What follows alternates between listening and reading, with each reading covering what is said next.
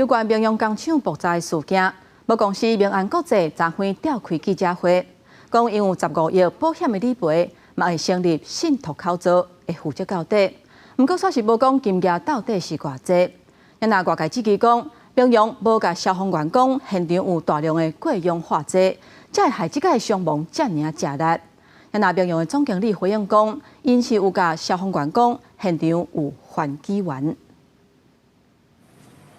抢户外摒扫，平安国际的员工为高雄到屏东到子公司明阳国际摒扫四周的环境。明阳是我们明阳集团的其中一个独立的公司，是大家自己兄弟嘛，所以发生事情总是要过来那边尽量协助他们去做处理。明阳国际工厂日日发生火灾，造成100人死伤。代志发生的时阵，员工手台工作拢无停，有伤者家属都指控公司无紧急疏散。第一次爆炸的时候，他们还在工作，可能没有一下就疏散他们。如果疏散过去，就不会有这个。公司常常不是说做演习吗？他们都说假的啊，这次也是说假的啊，那时候应该是没有疏散。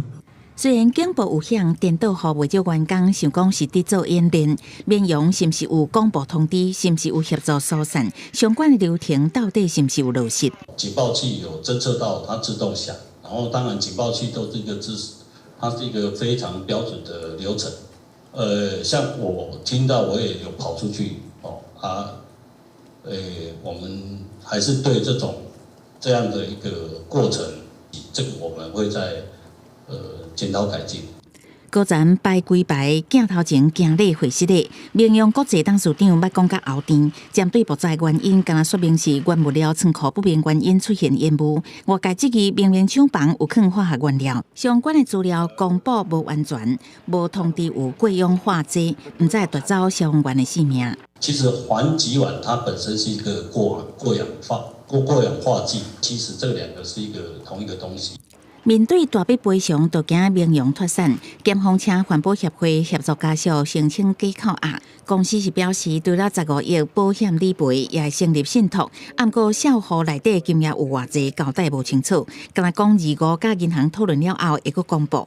不过这件代志发生了后，劳动部开始启动劳检，颠倒互人质疑是替经济部伫收尾。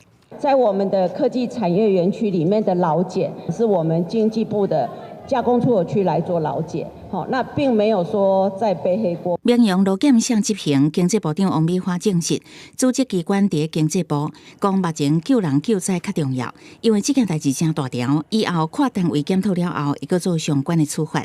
记者综合报道。